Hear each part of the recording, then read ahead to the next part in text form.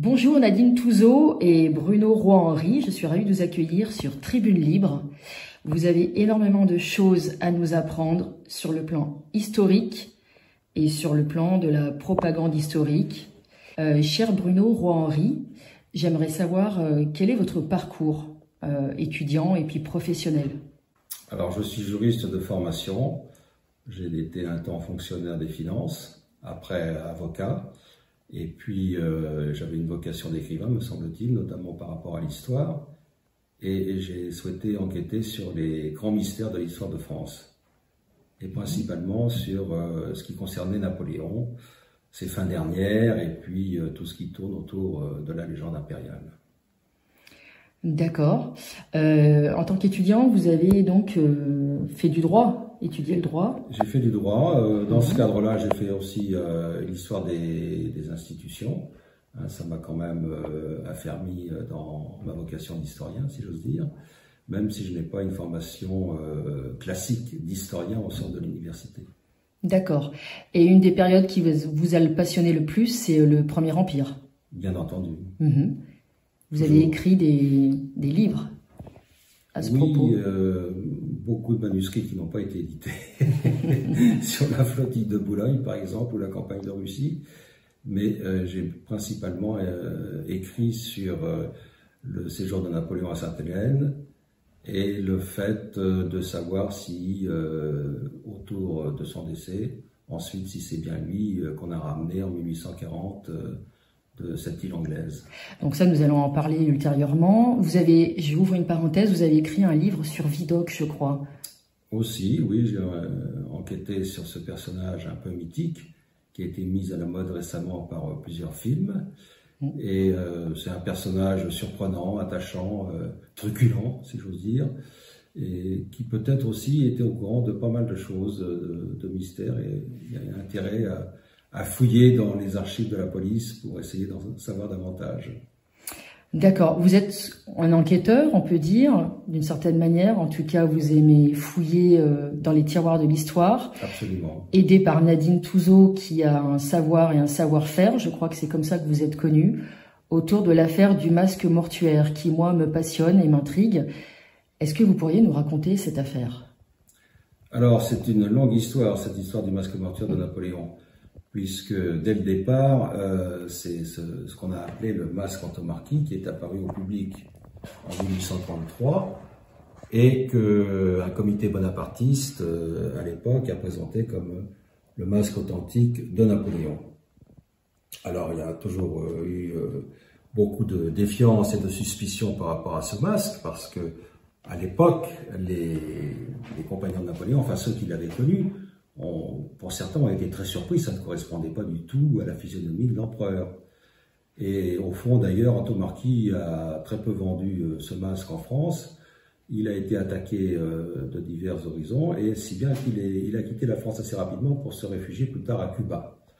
Néanmoins, l'objectif, c'était certainement d'en faire un objet de propagande auprès des foules, pour donner une belle image de l'empereur, le héros d'Arcole, en quelque sorte, qui aurait vaincu la mort et qui, au-delà des destinées tragiques que l'on connaît, eh bien, se présenterait encore comme un visage parfaitement conservé et tout à fait héroïque.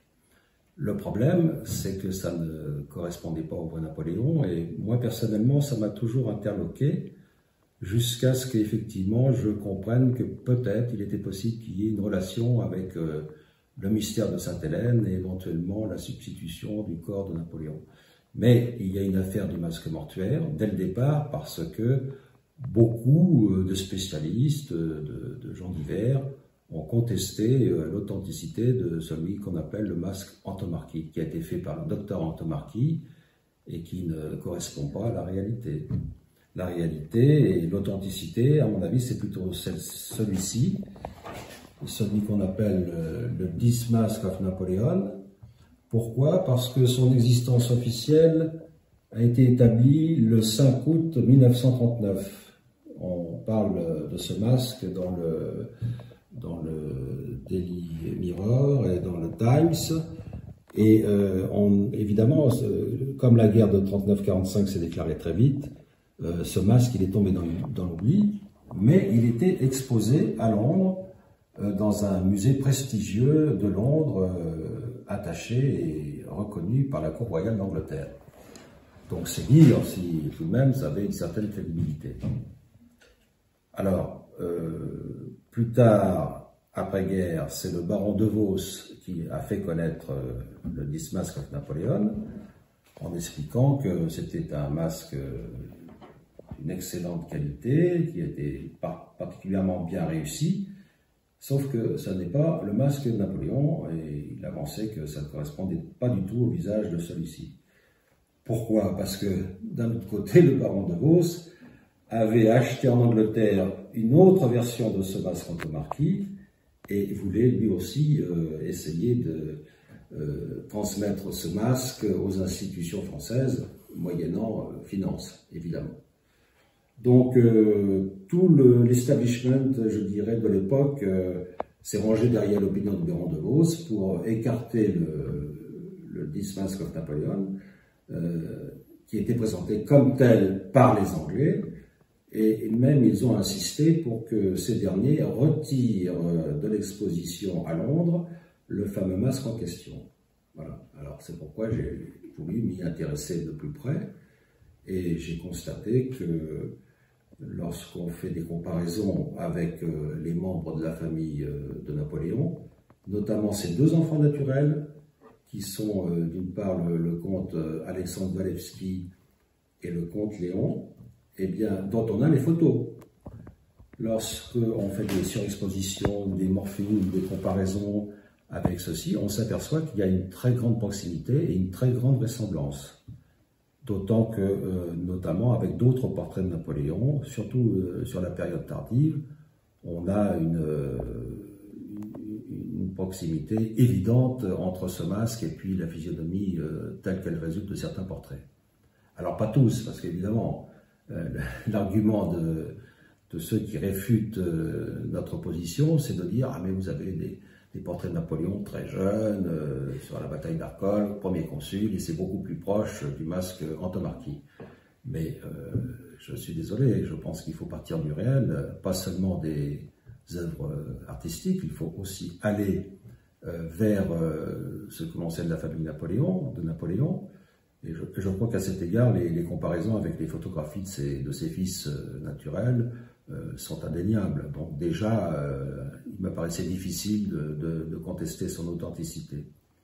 Alors, pour en savoir définitivement plus, je suis parvenu à confier au professeur Lucotte, qui est généticien, qui est le plus aîné de la génétique en France. Je lui ai confié le This Mask pour qu'il en fasse une analyse fouillée, et notamment en examinant de plus près ce masque, il est apparu qu'il y avait des poils qui étaient dessus. Il les a donc prélevés, notamment au niveau de la région entre les sourcils, et il s'est avéré que l'ADN contenu dans ces poils correspondait bien à la séquence ADN mitochondriale de la mère de Napoléon ainsi que de celui-ci. Il est donc peu douteux que maintenant l'authenticité de ce masque soit prouvée scientifiquement. Quel est le rapport qui est là-bas? Alors, effectivement, vous avez l'image, les analyses qui ont été faites par le professeur Lucotte dans son rapport. Et je vois mal comment maintenant on pourrait considérer que... Lucotte, il s'agit de... Gérard Lucotte. Oui. Gérard Lucotte, qui était professeur à l'université et qui est un des pionniers de la génétique en France, qui par ailleurs a été contesté parce qu'il a mené des études sur le linceul de Turin, donc ce qui l'a marginalisé quelque peu probablement.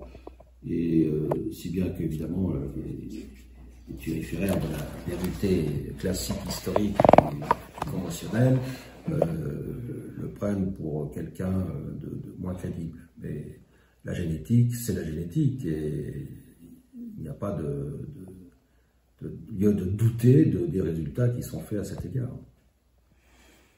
Très bien. Et je crois qu'à ce moment-là, vous avez aussi fait appel à une profiler ici présente. Absolument. Ensuite, j'ai contacté Nadine pour qu'elle se penche sur la question, parce que son objet qui était d'aborder l'histoire avec le profilage, ça m'a paru très intéressant. Et il m'a semblé utile de lui proposer de se pencher sur cette énigme, en quelque sorte, compte tenu de son histoire, de son profil et de son travail. Et ainsi, elle est parvenue aux mêmes conclusions que moi, avec des outils, des concepts différents, mais qui, en somme, viennent consolider mon travail. Et quels sont ces outils, Nadine Touzeau? Le profilage, les sciences du comportement. Donc en fait, oui. Soit j'explique maintenant, soit j'explique plus tard ce que j'ai vu de différence entre les deux masques. Mais concrètement, chaque être humain est unique. Chaque profil est unique. Vous pouvez avoir des tripes et des quintuplés, ce sera 3 ou 5 personnes différentes. Il y aura toujours des différences d'une manière ou d'une autre. Donc l'idée dans le profilage, dans le réel, des personnes que l'on voit, c'est de faire le profil des personnes précisément, d'être capable de dire à qui j'ai affaire exactement. Je suis réputée internationalement pour le faire également sur photo. On peut aussi profiler une pièce vide. Hein. On ne profile pas que des individus et que sur des photos. Mais étant réputée aussi là-dessus, je pense que c'est comme ça que tu m'as connue. Absolument, oui, bien sûr. Et de se dire, pourquoi pas les masques mortuaires. Donc quand il m'a contacté, à l'époque on ne se connaissait pas beaucoup, même pas du tout. Je connaissais un peu sa réputation, puisque moi-même passionnée du Premier Empire, je connaissais ses livres. Et donc je me suis dit, j'ai jamais fait de masque mortuaire, envoyez-moi 2 photos, je regarde. Par email il a fait cela, parce que j'ai jamais fait ça en fait. Même si je fais du profilage historique sur des tableaux, où je remets en cause l'histoire du tableau par exemple, où j'essaie de définir quelle est la vraie posture, quel est le vrai comportement de la personne sur le tableau. Donc ça remet un petit peu d'équerre certaines vérités ou pas de vérité. C'est en fait le profilage au service de l'histoire.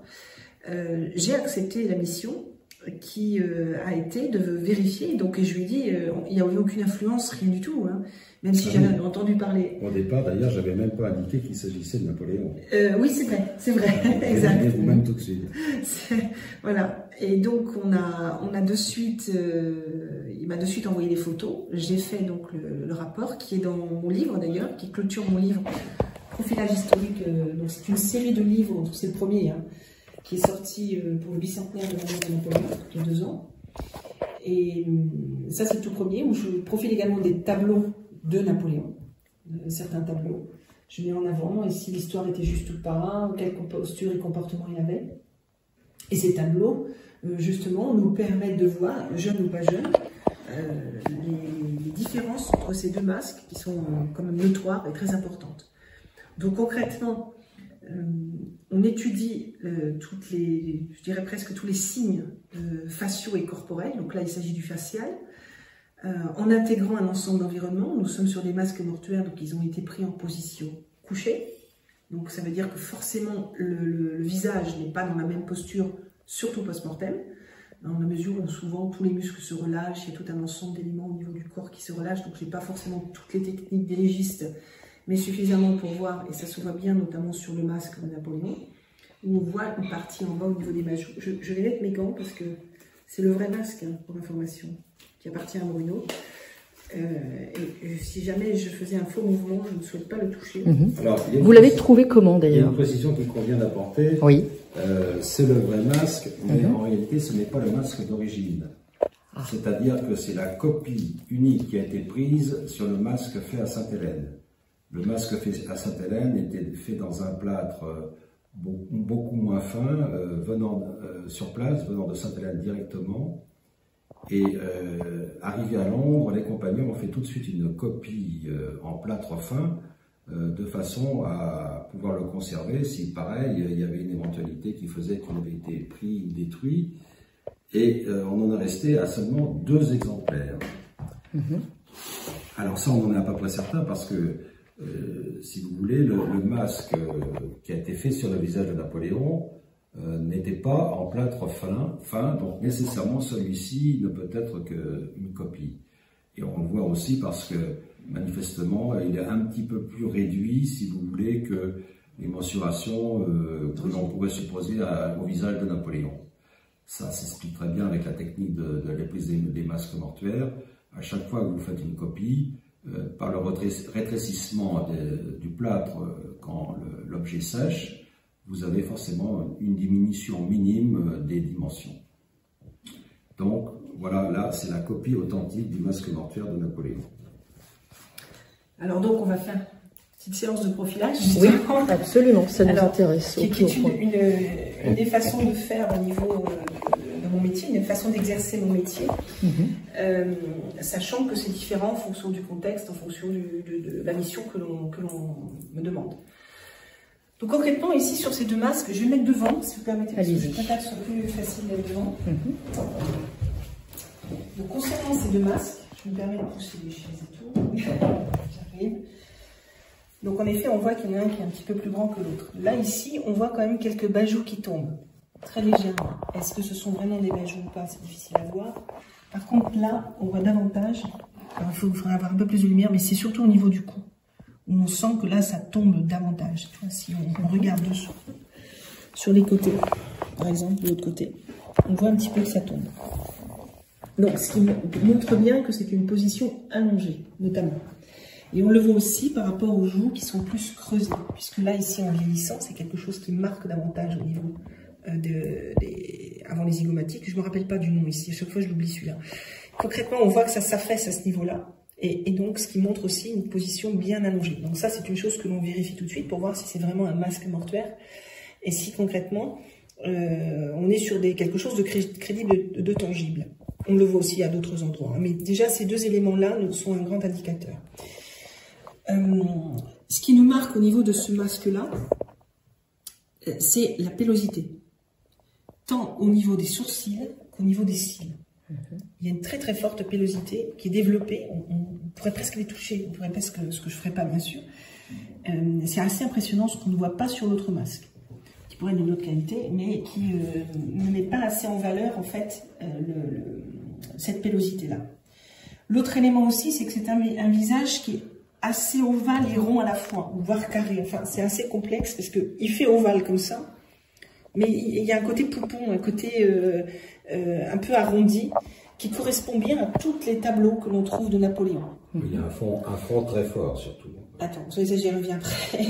Donc là, on voit cet élément-là en priorité. Après, ce qui marque aussi le plus, c'est ces pommettes, que l'on ne retrouve quasiment pas ici. Ici, on a plutôt quelque chose de marqué au niveau de l'ossature du crâne, mais pas au niveau des pommettes. Et des pommettes bien rondes et joufflues. On les voit bien si tu te mets dessus. Oui, elles sont plus saillantes. Elles sont beaucoup plus saillantes, beaucoup plus marquées. Et ça, c'est quelque chose que l'on trouve également dans tous les tableaux, y compris jeunes. Y compris jeunes. Jeunes et plus âgés. Jeunes, alors surtout plus âgés. Pourquoi? Parce que jeune, il était très maigre. C'est un homme qui manquait quand même d'argent. C'est un homme qui s'est beaucoup instruit, qui a une famille qui n'était pas si aisée, avec des enfants nombreux dont le papa est mort assez jeune. Donc, c'est pas quelqu'un qui était dans la fanfaronnade, ou dans les francs-foluches, ou dans les festivités, ou tout ce qu'on veut. Il faisait avec ce qu'il avait. Et souvent, les personnes jeunes aussi sont assez fines, ça, c'est assez fréquent. Donc, en vieillissant, on s'empâte, comme tout le monde, même si il était souvent à cheval. Et surtout, là, dans ces géoles, que ce soit Sainte-Hélène ou l'île d'Elbe, où il a été enfermé. Donc forcément, on s'empâte et donc on prend du poids et on prend de l'embonpoint, ce qui est logique. Donc là, c'est là où on voit plus, de fait, ces pommettes qui ont un petit peu plus, sont un peu plus saillantes, dans la mesure où le visage, je réitère, il est allongé. Donc on voit que là aussi la chair, elle l'a laissé mettre en avant cela. Ici, on les voit quasiment pas. On voit un os de ce côté-là, en effet. Le visage est plus large. De l'orbite. Oui. Celui-là est plus allongé, on est d'accord. Alors, ce que j'allais y revenir aussi, lui, il est nettement plus allongé. La bouche est ouverte aussi, ce qui est assez surprenant, alors que là, elle est complètement tout figée et scellée. Et il a un front qui est extrêmement proéminent. Et ça, lui, c'est pas son cas. Là, la bouche est pincée. Là, elle est très pincée. Alors, ce qui peut se justifier par des crispations post-mortem. Il peut y avoir plusieurs explications. Je ne les ai pas suffisamment par rapport. C'est les légistes qui savent mieux parler de cela. Donc, en fait, cette bouche fermée peut apporter un ensemble d'éléments, ou peut-être tout simplement que naturellement, elle a pu se fermer aussi comme ça, ou qu'elle a déjà été fermée. Puisqu'on ferme aussi la bouche des morts, peut-être pour X et Y raison, je n'ai pas d'explication là-dessus. En tout cas, celle-ci, elle est ouverte, et ce qui est assez courant aussi chez les femmes. Il y a une explication historique. Toi, tu en as une, vas-y. Oui. C'est que aussitôt après la mort de Napoléon, on a installé une mentonnière, justement pour maintenir la bouche fermée. Et manifestement, ils y sont parvenus, puisque lorsque le masque a été pris, eh bien, la mâchoire a été contractée, a été fermée, ce qui n'est pas le cas de l'autre masque, effectivement. Oui. Donc ce qui est une autre preuve, voilà, exactement, je ne connaissais pas. C'est une autre preuve, en effet, qui met en avant que c'est forcément le masque de Napoléon, puisque mentonnière, c'est pas le genre de choses courantes qu'on a. Je ne connaissais pas. Ils ont fait ça pourquoi? Pour la physionomie? Pour éviter, effectivement, que la bouche reste ouverte. C'est uniquement pour ça? Essentiellement. Ok, très bien. Tout à fait. Alors, il y a quand même aussi un retrait du menton post-mortem, malgré tout, qui part plutôt en arrière, ce qui explique qu'on fasse objection que le menton de l'autre masque soit presque aussi développé que celui de Napoléon. Mais on voit bien qu'il a un menton quand même proéminent et marqué. Bien entendu. On voit bien l'entrelèvre et l'entrementon qui sont bien marqués, presque plus que l'autre. Et il est plus arrondi que l'autre, ce que l'on trouve également sur toutes les peintures. Ce genre de faciès, on le trouve partout. Le nez aussi est très différent en termes et d'arête et de forme. Et il est moins prononcé, il est moins épaté et il est moins, je dirais, gros ou grand par rapport au visage de l'autre côté. Et c'est pareil, c'est ce genre de nez que l'on voit aussi sur toutes les toiles. Les yeux. Alors les yeux, là, il y a un truc qui est plus que marquant, qu'on ne voit pas trop bien sur ce masque, mais que l'on voit plus sur d'autres images du masque endomarqué.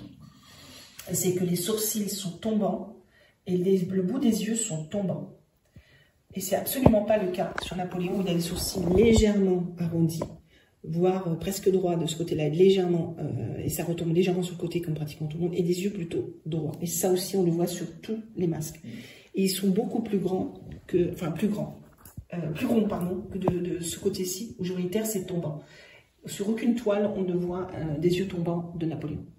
Donc là, c'est extrêmement marquant. C'est qu'en fait, il y a plusieurs points qui sont incontestables entre les pommettes, le menton, la forme du nez, même les lèvres qui sont très fines et pincées. C'était quelqu'un d'anxieux, d'angoissé. Et il avait souvent la mâchoire crispée, il était assez colérique aussi.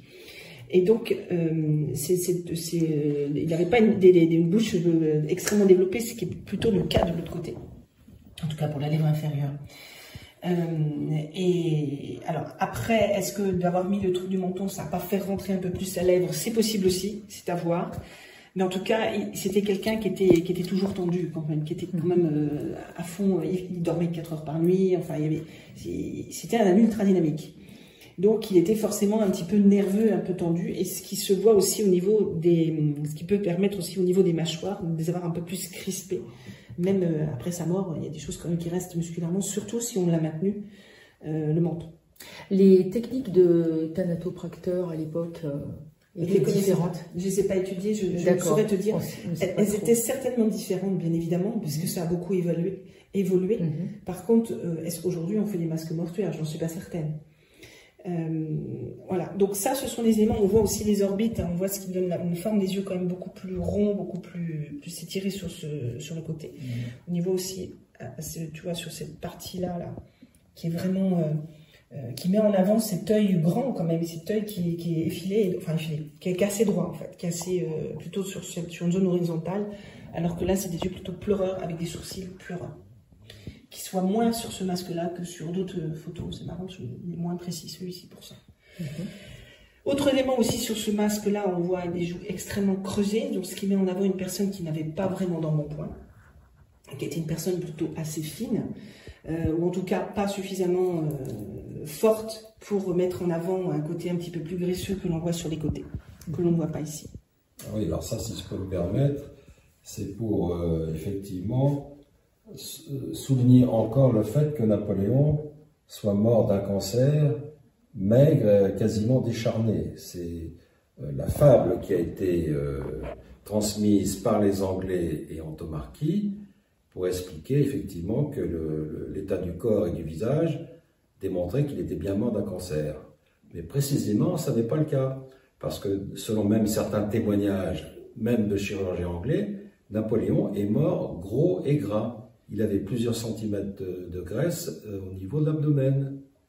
Et problème, eh bien, on ne meurt pas d'un cancer de l'estomac gros et gras. Alors, ultérieurement, effectivement, ça peut conduire à un amaigrissement et à la mort, bien entendu, mais ça n'a pas été le cas de Napoléon le 5 mai 1821.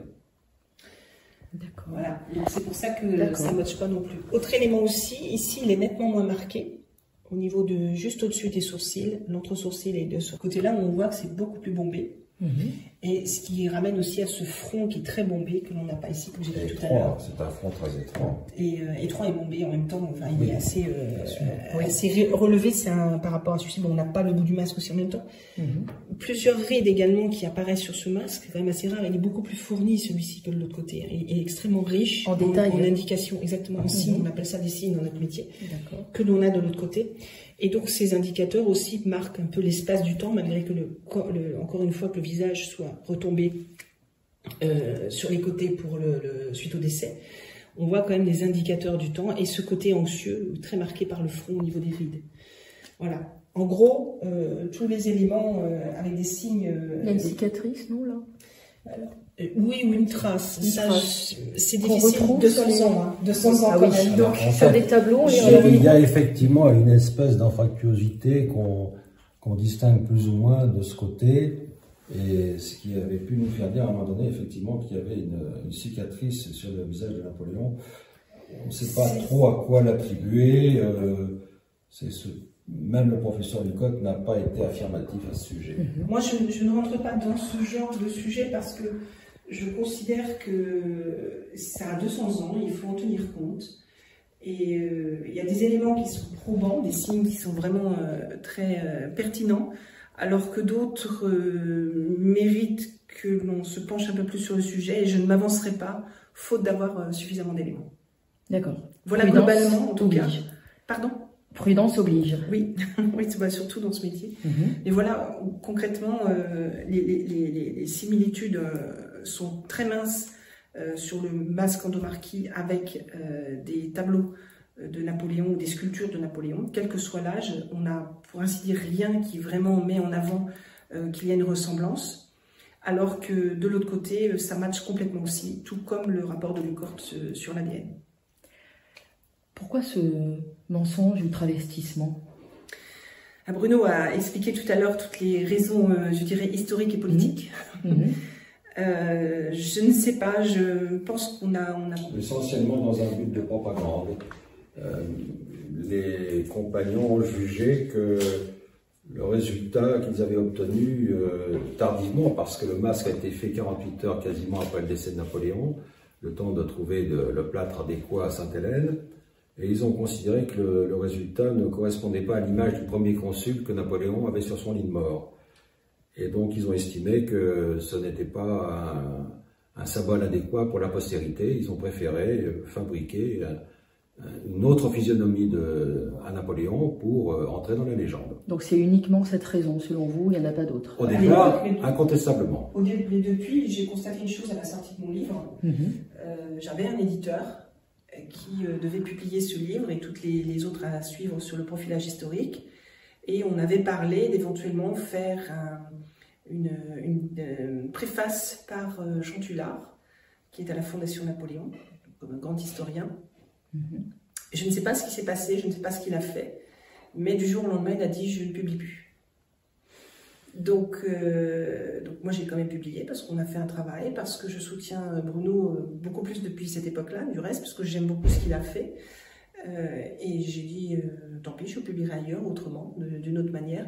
Mais il est vrai qu'on constate qu'il y a certaines choses qui ne sont pas, comment dire, pour une scientifique comme je suis, moi, parce que bon, je me présenterai dans une autre émission, pour la scientifique que je suis, il faut accepter toutes les versions à partir du moment où il y a des éléments et s'y pencher en considérant que personne ne détient la vérité. Et on constate en effet que dans ce pays, en tout cas, et pas que, il y a un discours unique qui doit être parfaitement huilé et parfaitement véhiculé, sans autoriser à prendre conscience qu'il y a d'autres possibilités et que même moi, ce que j'ai découvert peut voir encore autre chose. Je réitère, personne ne détient la vérité. Toujours est-il, c'est que le profilage au service de l'histoire va permettre de rétablir aussi beaucoup de vérité. C'est que si les gens se rendent compte qu'on peut profiler énormément de choses pour voir si historiquement ça tient la route ou pas, si des musées m'appelaient, est-ce que c'est bien, par exemple, la Joconde, on en a beaucoup parlé, est-ce que c'est bien tel tableau? Est-ce que vous pouvez me raconter cette histoire? On m'a déjà demandé, dans des familles, de reconstruire un petit peu l'histoire de personnes défuntes. Eh bien, on aurait d'autres versions qui nous permettraient peut-être de découvrir encore d'autres choses. Ça ne fera qu'émuler. Or là, on tourne en rond sur des discours huilés qui datent depuis de nombreuses années, des discours qui sont, comment dire... convenu. Oui, convenu, voilà, merci. Voilà, dogmatique aussi, oui, je suis tout à fait d'accord. Je cherchais les mots justement, merci à vous deux. Académique. Exactement, très académique, mais quelque chose qui a été vraiment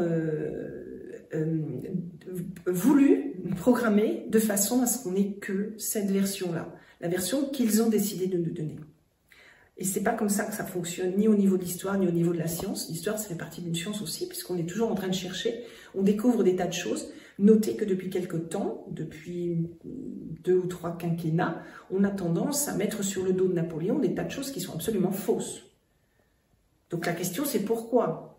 Il serait intéressant de savoir pourquoi. J'ai mon idée, je pense que Bruno aussi, mais en tout cas, et subitement, on trouve des soi-disant preuves ou je sais pas quoi pour quelqu'un qui est considéré dans le monde entier comme un des plus grands hommes. Vous avez des pistes à savoir? Quelle piste? De cette distorsion de la réalité, les raisons de ces distorsions depuis quelques quinquennats?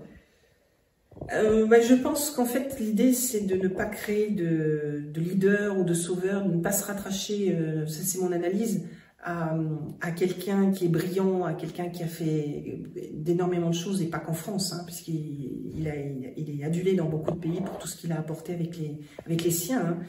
Par exemple, la campagne d'Égypte, il ne partait pas tout seul, hein, il y avait au moins 3 bateaux avec, je crois, 161 personnes à bord, mathématiciens, physiciens, scientifiques divers et variés, créateurs de crayons comptés, par exemple, tous ces gens-là. Et il a rétabli, par exemple, le nilomètre. Il a fait plein de choses, hein, en fait. Je prends juste l'exemple, il suffit de s'instruire. Le problème en France aussi, c'est qu'on a beaucoup de mal à s'instruire, on a beaucoup de mal à apprendre. On est un peuple très assisté et trop assisté, qui s'assoit sur des choses qu'ils lisent à droite, à gauche, en se disant, puisque c'est populaire, c'est forcément bien. Eh bien non, ça fonctionne plus du tout comme ça. Donc je pense que Napoléon étant un des plus grands hommes que nous ayons eus, à mon avis, il voulait peut-être plus lui donner cette image-là. Et son côté conquérant dérange peut-être aujourd'hui? Était-il vraiment conquérant? C'est la question. Moi, je ne crois pas que c'était un conquérant. Polémique. D'accord, c'est une question. Je pense qu'il était tout simplement, il a répondu à un appel de guerre. On était déjà en guerre. D'accord. Ça a été très à la mode d'assimiler, après la Deuxième Guerre mondiale, ça a été très à la mode d'assimiler Napoléon à Hitler, bien entendu. Oui, d'accord. C'est même pas une erreur, c'est une faute. Oui, c'est absolument impossible. C'est faux, en fait, historiquement. Il n'y a aucune comparaison possible. Ah non. J'ai une dernière question sur ce masque. Qui est-il, cet homme? Alors, c'est une bonne question. Difficile d'y répondre. Pour moi, qui ai fait une enquête ensuite dans le cadre des mystères de Sainte-Hélène, à mon point de vue, il s'agit de Cipriani, qui était le Corse auprès de Napoléon, le Corse fidèle, et qui l'a accompagné à Sainte-Hélène, qui est mort très étrangement 3 ans auparavant, soudainement, soi-disant d'une péritonite. On peut supposer aussi qu'il aurait été empoisonné, difficile de répondre. Et alors, la difficulté, c'est qu'on n'a aucun portrait de Cipriani, sauf, évidemment, une caricature qui laisse penser qu'il s'agit bien de Cipriani. Alors... Et de fait, c'est pourquoi je n'ai pas pu travailler dessus, parce que c'était trop léger pour pouvoir il faut répondre à l'attente aussi de Bruno. Sur cette caricature, pardonnez-moi parce que je ne la retrouve pas. Voilà. Alors ici, vous avez la caricature de Cipriani. Alors ça a été contesté parce que dans les documents sur certains des documents historiques, il est mentionné qu'il s'agit du général Gourgaud, un des compagnons de Napoléon. Sauf que le général Gourgaud avait des favoris, donc là le personnage n'en a pas, ses sourcils n'avaient pas cette taille, et surtout le nez n'était pas du tout allongé comme ce personnage. Et si vous faites une comparaison entre la caricature et puis le profil du masque Antomarchi, vous apercevez quand même qu'il y a des choses qui correspondent. Et ce qui m'a fait dire qu'il s'agissait bien du visage de Cipriani qui avait servi pour inventer en quelque sorte un nouveau Napoléon. C'est vrai qu'il fallait trouver un faciès qui soit proche d'un menton avancé, parce que c'est quand même assez courant aussi chez les Corses, avec un nez assez avancé aussi, et qu'il ferait la bonne cause. Maintenant, je réitère, j'ai pas voulu m'avancer sur ce terrain n'ayant que cette caricature. Très bien. Mais ça paraît bien étudié. Concernant le tombeau de Napoléon, vous avez des choses à nous dire? Alors, c'est aussi, au-delà de l'affaire du masque mortuaire, la question qui se pose, c'est de savoir effectivement si c'est bien Napoléon qu'on a ramené de Sainte-Hélène en 1840. Et ce qui m'a posé question, c'est que lorsqu'on voit les témoignages de ceux qui ont assisté à l'exhumation le 15 octobre 1840, eh bien, ils disent tous à peu près la même chose, c'est-à-dire que le visage qui leur apparaît, c'est celui du masque mortuaire. On a le général Gourgaud, on a Saint-Denis qui le disent formellement. Or, le masque mortuaire connu dans le public et auquel ils font allusion, eh bien, c'est le masque Antomarchi. Et dans ce cas-là, si effectivement l'exhumé de 1840 avait bien ce visage, eh bien, nous ne sommes pas en présence de Napoléon. C'est évident. Alors après, il y a des tas d'autres détails qui me font penser qu'il y a eu quelque chose qui s'est passé entre 1821 et 1840, mais c'est une autre affaire qui mériterait de plus ample développement. Vous aviez demandé une analyse ADN? Nous avons demandé une analyse ADN qui a été refusée à l'époque par les autorités et en fait qui ont botté en touche en indiquant que c'était aux descendants de Napoléon de prendre la décision. Et à ce moment-là, on s'est aperçu en réalité que la République écartait la dynastie officielle des Bonaparte, puisque c'est eux-mêmes qui avaient fait cette demande, qui avaient repris mes arguments en quelque sorte. Et la réponse a été « Ah mais non, vous êtes des collatéraux, vous descendez du roi Jérôme, le jeune frère de Napoléon, donc vous n'êtes pas en droit de le faire. Ce sont les descendants naturels de Napoléon qui peuvent présenter cette demande. » Et effectivement, tous les descendants, y compris ceux qui descendent de Napoléon par les femmes. Si bien qu'actuellement, vous avez plus d'une centaine de descendants vivants de Napoléon. Et évidemment, obtenir l'unanimité pour faire une analyse, c'est impossible. Et ça arrange bien, si j'ose dire, les autorités. D'accord. Et ce masque qui est plus réaliste et que vous tenez pour vrai, authentique, vous l'aviez trouvé où?